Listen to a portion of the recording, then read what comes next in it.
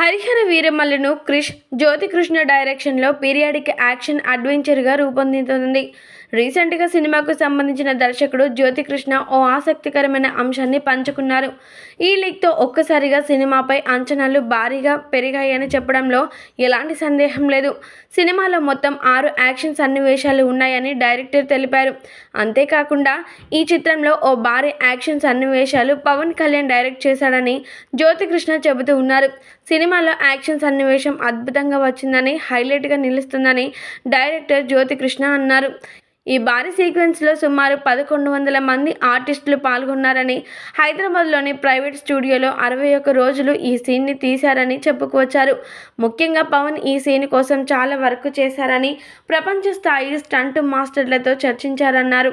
సినిమాకు ఈ సీన్ హైలైట్గా అవుతుందని డైరెక్టర్ జ్యోతికృష్ణ చెప్పుకొచ్చారు. వీరమల్లు క్యారెక్టర్ కోసం ప్రత్యేకంగా పవన్ కళ్యాణ్ గుర్రపు స్వారీని నేర్చుకున్నారని చెప్పుకొచ్చారు.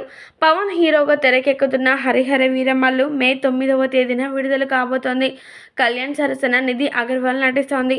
హీరోయిన్ ఈ మధ్య ఇంటర్వ్యూలో మాట్లాడుతూ పవన్ కళ్యాణ్ ప్రతి సీన్ను దగ్గరుండి పర్యవేక్షించారని అన్నారు.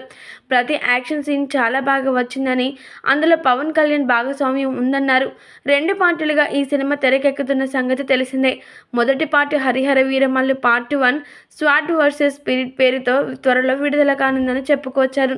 దీంతో ఈ అప్డేట్తో అభిమానులు చాలా ఆనందాలు వ్యక్తపరుస్తూ ఉన్నారు.